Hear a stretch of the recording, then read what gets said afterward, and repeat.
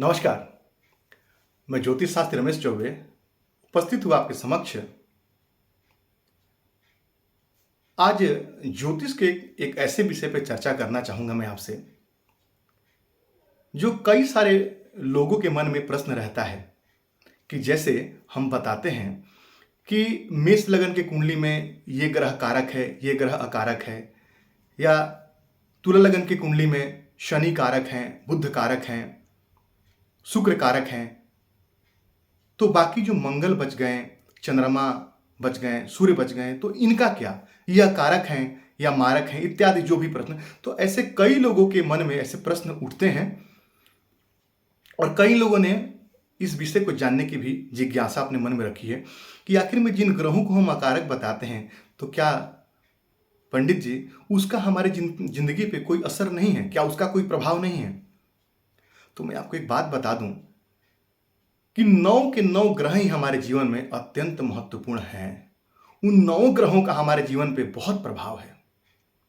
यदि मैं कहूं कि मुझे सूर्य की जरूरत नहीं है, मुझे मंगल की जरूरत नहीं है, तो ऐसा नहीं हो सकता है। मान लीजिए एक एग्जांपल समझिए कि तुला लगन के जो लोग हैं, तो बृहस्पति किसके कारक हैं? संतान के कारक हैं। तो इसका मतलब फिर तुला लगन के लोगों को यदि बृहस्पति यहाँ पे अकारक हैं, छठे भाव के और तीसरे भाव के, दो खराब भाव के स्वामी हैं, तो उनको संतान नहीं होगा।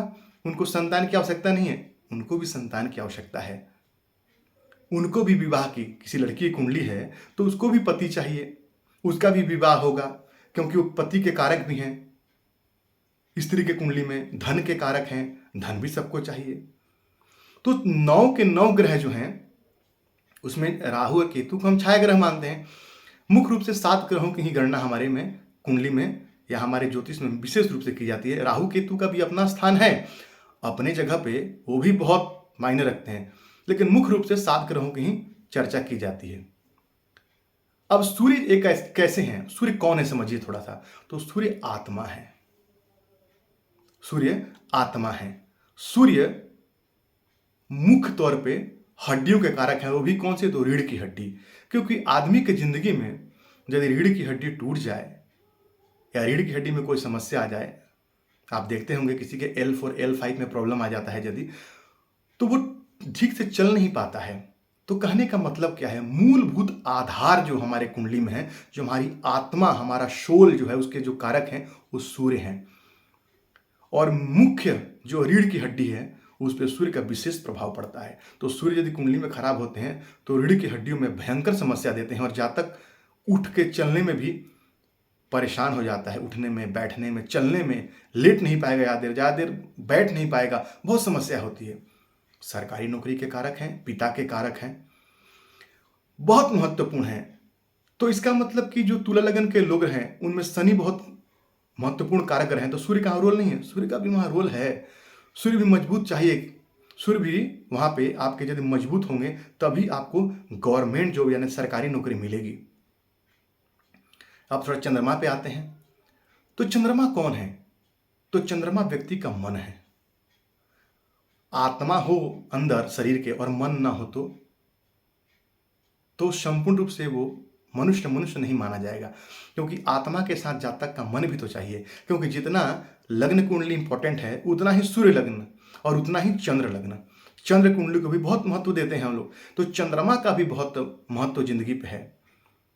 चंद्रमा भी व्यक्ति की जिंदगी में जितने भी तीव्र गति हैं, जितने भी शीघ्र चलने वाले चीजें हैं, उन सब पे चंद्रमा का अधिकार है। जैसे कहते हैं कि मन के मते न चालिए, मन के मते अनेक। मन की गति अत्यंत तीव्र है। इस पृथ्वी पे सबसे तेज चलने वाला आपका मन है, और यदि मन को आपने कंट्रोल में कर लिया तो समझिए सभी चीज आपके कंट्रोल में है। शरीर में हमारा जो खून है वो भी बहुत तीव्र गति से शरीर में मूवमेंट करता है, बहुत तीव्र गति से शरीर में चलता है। तो उस पर भी चंद्रमा का अधिकार है, रक्त पे भी। इसलिए रक्त के जो कारक है उसको चंद्रमा को भी मानते हैं। रक्त के कारक को, रक्त के स्वामी जो है मंगल को भी मानते हैं। क्यों? क्योंकि आरबीसी जो है वो मंगल का काम है, और डब्ल्यूबीसी जो है व्हाइट ब्लड, वो चंद्रमा का काम है। लेकिन रक्त पे चंद्रमा को अधिकार क्यों दिया गया? बहुत लोगों का प्रश्न मन में रहता है कि मंगल का रंग लाल है और हमारे खून का रंग भी लाल है, लेकिन चंद्रमा का रंग तो सफेद है। तो मैं आपको बताया कि डब्ल्यूबीसी व्हाइट ब्लड कैपिलरीज जो है उस पर चंद्रमा का अधिपत्य माना गया है, क्योंकि शीघ्र जितने भी चलायमान चीजें हैं जिसको हम रोक नहीं सकते, जिसकी गति बहुत तीव्र है, उन सब पे चंद्रमा का अधिकार माना जाता है। इसीलिए यात्रा के दौरान भी जब आप यात्रा करते हैं तो यात्रा में आप क्या गति में रहते हैं, आप सोचते हैं जल्दी से जल्दी पहुंच जाऊं, तो यात्रा के समय भी चंद्रमा का विचार करते हैं। ध्यान रखिएगा, चंद्रमा से देखते हैं यात्रा को भी। तो जितने भी मूवमेंट है, फास्ट मूवमेंट, उस सब पे चंद्रमा का अधिकार होता है। और मंगल, तो मंगल की भी जिंदगी में आवश्यकता है। पराक्रम नहीं है तब भी व्यक्ति संपूर्ण नहीं माना जाएगा। आपके यदि आत्मा है, आपका मन है और आपका पराक्रम नहीं है, मन तो है पराक्रम करने का, लेकिन पराक्रम के कारक ही यदि कमजोर हो जाए, पराक्रम भाव ही कमजोर हो जाए, या पराक्रम का कारक मंगल कमजोर हो जाए, छोटे भाई बहनों का कारक है मंगल। मैंने आपको बताया कि आरबीसी रक्त में उसका कारक है मंगल। तो जब तक पराक्रम नहीं कर पाएगा, और पराक्रम नहीं कर पाएगा तो जिंदगी में आगे वो नहीं बढ़ पाएगा। तो मंगल की भी बहुत आवश्यकता जीवन में है, चाहे मंगल आपके कुंडली में कारक हो चाहे अकारक हो, लेकिन आवश्यकता तो उनकी भी आपकी जिंदगी में बहुत ज्यादा है। अब चले आते हैं थोड़ा बुध पे। तो बुध कौन है? हमारी बुद्धि है। आप यदि आत्मा भी आपके पास मन भी है, आप पराक्रमी भी हैं, लेकिन बुद्धिमान नहीं है, तो आपका पराक्रम किस काम का? क्योंकि पराक्रम को यदि सही दिशा मिल जाए तो सार्थक हो जाएगी। पराक्रम तो एक आतंकवादी भी करता है, वो भी बहुत साहसी होता है, लेकिन उसका पराक्रम समाज के विरुद्ध होता है जाकर के। पराक्रमी वो भी कम नहीं होता, उसके पता है कि मैं यहाँ जा रहा हूँ, मैं पार्लियामेंट पे हमला करने जा रहा हूँ, वहाँ बहुत सारी फौज है, मुझे मार देगी जान से, लेकिन फिर भी डरता नहीं है, वो घुस जाता है अंदर। तो पराक्रमी तो वो भी होता है, लेकिन उसकी दिशा गलत है, उसकी बुद्धि कहीं ना कहीं उसको उस तरफ लेके जा रही है। तो यदि व्यक्ति की सही बुद्धि रहेगी तो सही कार्य में जाएंगे। एक फौजी भी, एक पुलिस वाला भी, एक वर्दी वाले, जितने भी सब पराक्रमी हैं, सब पराक्रम करते हैं, लेकिन उनके पराक्रम की दिशा जो है वो सही है, तो समाज में उनको मान सम्मान मिलता है। चले आते हैं बृहस्पति पे। बृहस्पति ज्ञान है।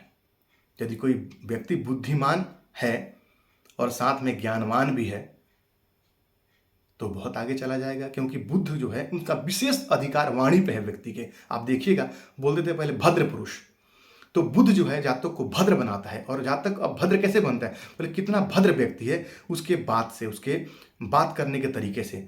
तो बुद्ध बुद्धि है और बृहस्पति ज्ञान है। तो जी जातक बुद्धिमान भी है और ज्ञानवान भी यदि है, बहुत श्रेष्ठ है। अपने ज्ञान से सही बात करेगा और समाज में प्रतिष्ठित व्यक्ति बन जाएगा। तो बृहस्पति की भी आवश्यकता बहुत है। मैंने बताया कि संतान पे, स्त्री के कुंडली में पति के कारक, धन के कारक बृहस्पति हैं, बहुत आवश्यकता है। चले आते हैं शुक्र पे।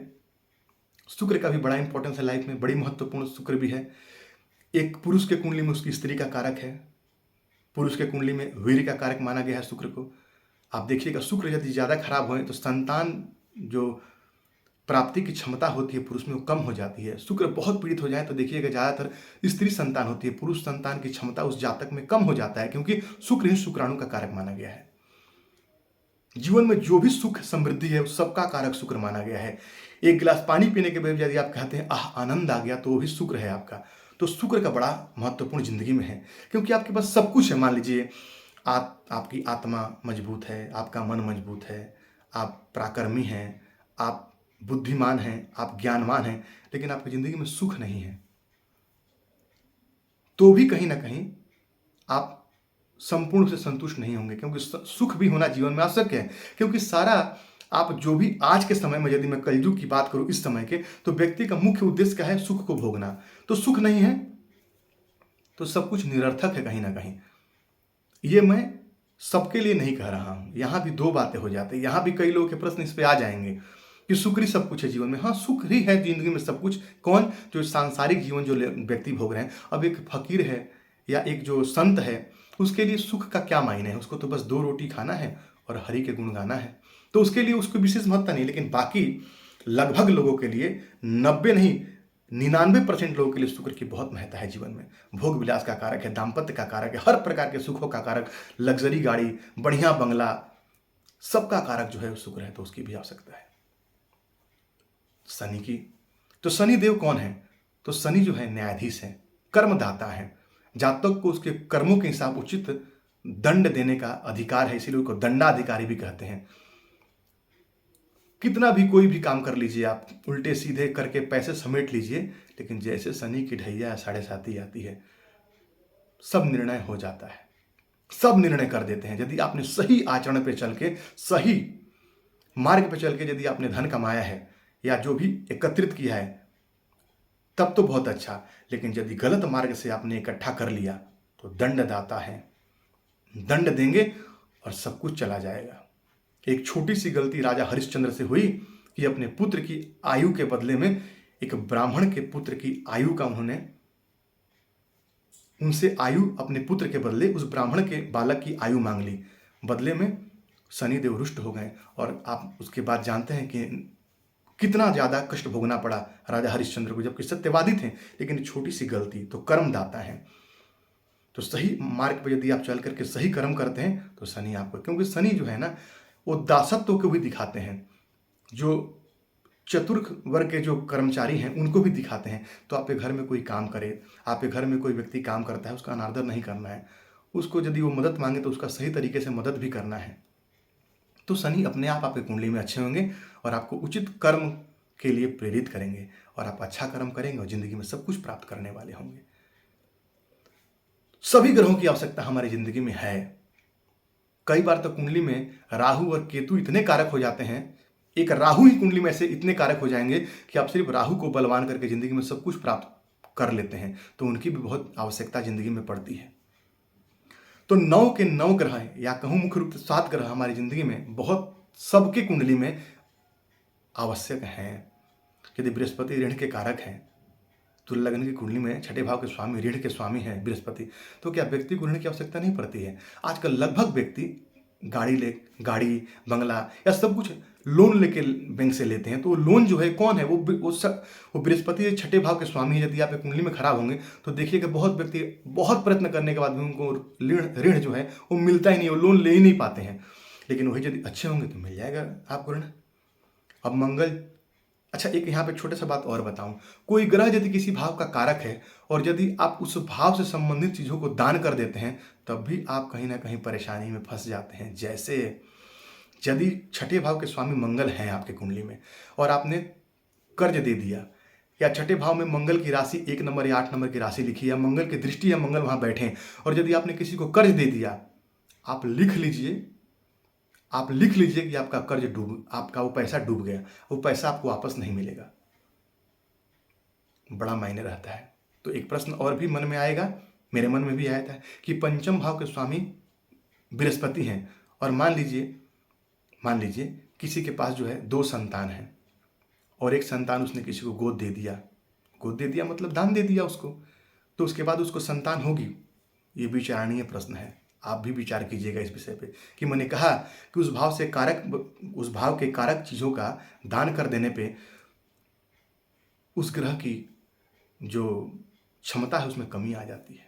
बड़ा ध्यान से, तो जो जिस भाव के कारक हैं, मैंने देखा है, मैंने देखा हुआ है ये चीज़, अपने प्रैक्टिकल लाइफ में देखा है कि एक पिता, उनकी मृत्यु के बाद में जो नौकरी है वो छोटे भाई को मिलना था और बड़ा भाई का एज समाप्त हो रहा था। तो उसने क्या कहा कि मेरी तो बहुत उम्र है, मैं आगे चल के पढ़ाई करके सरकारी नौकरी ले लूँगा, ये बड़े भैया को आप लोग दे दीजिए नौकरी। तो बड़े भाई को नौकरी मिल गया, छोटे भाई को नहीं मिला। और आज वो व्यक्ति लगभग 40 साल से ऊपर का है और सरकारी नौकरी के लिए प्रयत्न करते रह गया, लेकिन उसको नौकरी नहीं मिली। इसलिए बहुत विचार के आगे बढ़ना चाहिए जीवन में। तो सभी ग्रह आपके लिए कारक हैं, इसलिए सभी की आराधना करना चाहिए, सबका पूजा पाठ करें, जिसके भी दशा चले उसके मंत्रों का जाप कीजिए, निस्संदेह आपको अच्छा फल प्राप्त होगा। तो उम्मीद है आज आपका विषय आपको समझ में आया होगा। तो आपका दिन मंगल कामना के साथ आज के लिए इतना ही। नमस्कार।